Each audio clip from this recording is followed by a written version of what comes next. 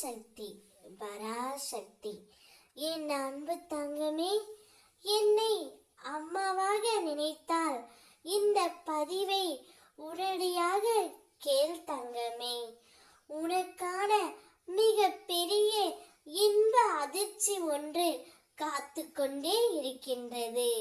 அம்மா இந்த நன்னாளில் உன்னிடம் வந்து ஒரு அவசர செய்தியை கொண்டு வந்துள்ளேன்.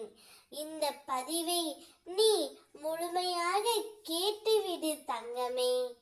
ஆசைகளை கொண்டு திரிபவனால் எதையும் விட முடியாது. அந்த ஆசையானது அவன் மனதில் இருந்து எழுவது.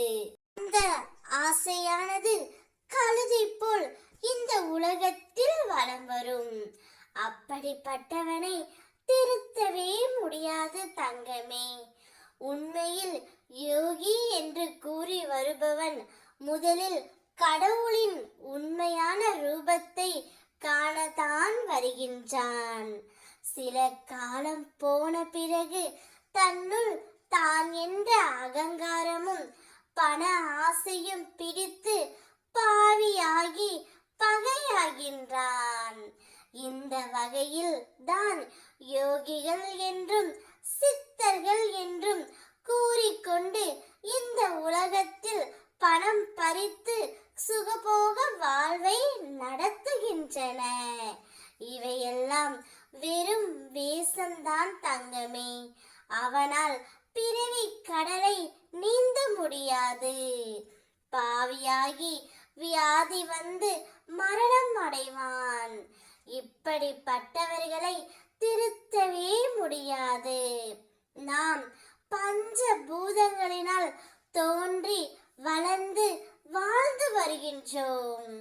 அப்பஞ்ச பூதங்களை கொண்டு இனி பிறவா சக்தியும் இரவா சக்தியையும் பெறலாம். இதை விடுத்து பண ஆசை பிடித்து அலையும் சோம்பேறிகளை ஆண்டவன் என்றென்றும் மன்னிக்கவே மாட்டான் தங்கமே.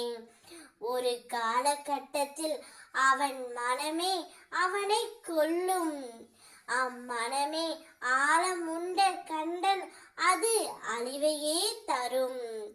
அறம் நீதி உரைப்பதில்லை, நியாயம் வழங்குவதும் இல்லை.